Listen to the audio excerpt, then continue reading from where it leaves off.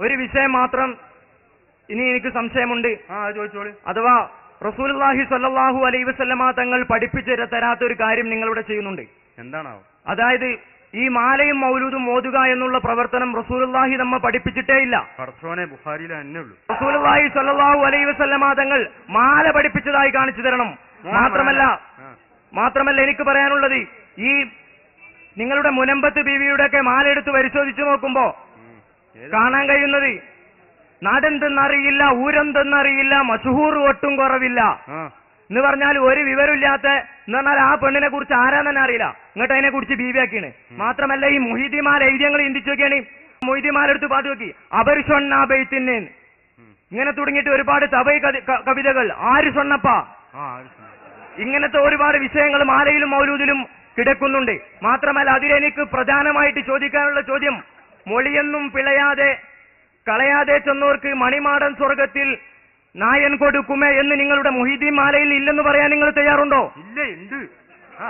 ഇല്ല, ഉണ്ട്. ഇതിലേതാ മറുപടി? മാത്രല്ല നിങ്ങൾ ചിന്തിച്ചു നോക്കി, അങ്ങനെ മൊഴിയൊന്നും ഇതിന്റെ അർത്ഥം എന്താണ്? ആർക്കും ഇനി ഖുർആനും ഹദീസൊന്നും വേണ്ട, അവർക്ക് മുഹീദ്ദീന്മാരുടെ ചെല്ലിയ സ്വർഗത്തിക്കാർ കടക്കുന്ന ഇത് റസൂലുള്ളാഹി പഠിപ്പിച്ചിട്ടുണ്ടോ? ഇതുപോലുള്ള മാല റസൂലുള്ളാഹി പഠിപ്പിച്ചിട്ടുണ്ടോ? ഉണ്ടെങ്കിൽ അത് തെളിയിക്കണം. ഉണ്ട്, ഞാൻ തെളിയിച്ചരാം. എത്രണ്ണങ്ങൾ ചോദിച്ചു, ഓരോന്നിനെ പറയാൻ കഴിയും. ആയിട്ട് മാല ഏത് മാല ഉണ്ടോ? അല്ലേ, ഉണ്ട്.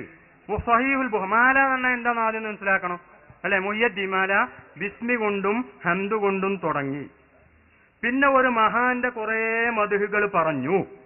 എന്നിട്ട് അവസാനം സ്വർഗം കിട്ടാനുള്ള പാപമോചനം, അതുപോലെ തന്നെ സ്വലാത്തും സലാമോടുകൂടെ അവസാനിപ്പിക്കുക എന്നുള്ളതാണ് ഇപ്പോ മുഹ്യദ്ദീൻ മാലന്റെ ആകട്ടെ ഏത് മാലന്റെ ആകട്ടെ ഉള്ളടക്കം അതാണ്. എന്നാ ബുഖാരി ഇട്ട് നോക്കിയാൽ കാണാം, വഫീനാ റസൂലുള്ളാഹി യത്ലൂ കിതാബഹു ഇദൻ ശക്ക മഅറൂഫുൻ അലൽ ഫജ്രി സാത്തിഉ സ്വലാത്തും വതസ്ലീമും അസ്കാ തഹിയ്യതി അലൽ മുസ്തഫൽ മുഖ്താരി ഖൈറുൽ ബരിയതി. റസൂലിന്റെ മദ്ഹാണ് ഇതിൽ പറയുന്നത്. അതാണ് മുഹമ്മദ് മാല. അല്ല, മാലാണ് അത്രയേ ഉള്ളൂ. മലയാളത്തിലാണ് എങ്കപ്പാനായാലേ മാലയാവുള്ളൂ എന്നൊന്നുമില്ല. ഇന്നാനി കേട്ടോളി, മാല ഓടിയാല് മൊഴിയൊന്നും കളയാതെ ചെന്നോർക്ക് മണിമാടം സ്വർഗത്തിൽ നായൻ കൊടുക്കൂമേന. അതായത് ഈ മുഹ്യിദ്ദീൻ മാല വള്ളിക്ക് പുള്ളിക്ക് വ്യത്യാസമില്ലാതെ ഒരാൾ ചൊല്ലിയാൽ അവൻ അല്ലാഹ് സ്വർഗം കൊടുക്കും. ഇതാണ് പേര് മൂപ്പർ ചോദിച്ച. വേറൊന്ന് കുറെ പറഞ്ഞിട്ട് അപ്പൊ നമ്മൾ ചുരുക്കി പറയാം. ഞാനീ കേട്ടോളി, ഒരാള് റസൂല് മാല ചൊല്ലിയിട്ട് സ്വർഗത്തിൽ കടന്ന് എവിടെ കണ്ടാലും കൊന്നുകളയണമെന്ന് റസൂലുള്ള പ്രഖ്യാപിച്ച ആളായിരുന്നു കഅബ് ഇബ്നു സുഹൈർ റഹിമഹുല്ലാഹ്. അദ്ദേഹം സഹാബിയാണ്. അദ്ദേഹത്തിന് എന്താ ഓർഡർ? എവിടെ കല്ലാണ് കൊല്ലണം എന്ന് റസൂലുള്ള ഉത്തരവിട്ട ആളാ. ആര്? റഹ്മത്തുൽ ആലമീനായ റസൂല് ഉത്തരവിട്ട ആളാണ്. എവിടെ കണ്ടാലും കൊല്ലണം. അയാൾ റസൂലിന്റെ സാസിൽ വന്നിട്ട് പാടുക, ബാനത്തു സുവാദു ഫഖൽബിൽ യൗമ മത്ബൂലു എന്നിങ്ങനെ തുടങ്ങിയിട്ട് ഇന്നർ റസൂല ലസൈഫുൻ യുസ്തലഉ ബിഹി മുഹന്നദും മിൻ സുയൂഫില്ലാഹി മസ്ലൂലു. കണ്ടോ? അതിന് പാടിയപ്പോ റസൂല് പുറപ്പട സമ്മാനം കൊടുത്തു എന്നാ.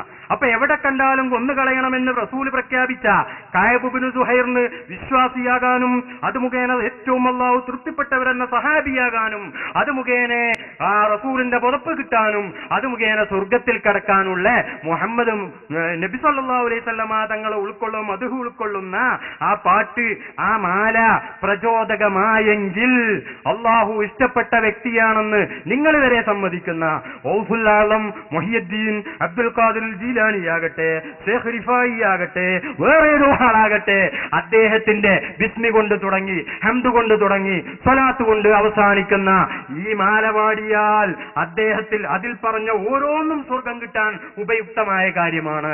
ഉദാഹരണമായി ഞാൻ പറയാം, മസ്ജിദ് ഖുബായിൽ ഒരു ഇമാം ഉണ്ടായിരുന്നു. ഈ ഇമാമിന്റെ സ്വഭാവം എന്താണ്? അദ്ദേഹം സാധാരണ നിസ്കാരത്തിൽ, ബുഖാരി ഉദ്ധരിച്ച ഹദീസ്, സാധാരണ നിസ്കാരത്തിൽ ഒരു സൂറത്തോടും അതിന്റെ പുറമെ എല്ലാ റക്അത്തിലും എന്ന് പറഞ്ഞാൽ സൂറത്തോടുന്ന എല്ലാ റക്അത്തിലും ഖുൽ ഹുവല്ലാഹു അഹദും ഓതും. ബുഖാരിയിലുള്ള സംഭവം. അപ്പോ റസൂല് അവിടെയുള്ള ആളുകൾക്ക് ഈ ഇമാമിനെ ഉപേക്ഷിക്കാനാണെങ്കിൽ മടി, കാരണം ഇയാളോട് നല്ല തൃപ്തിയാ.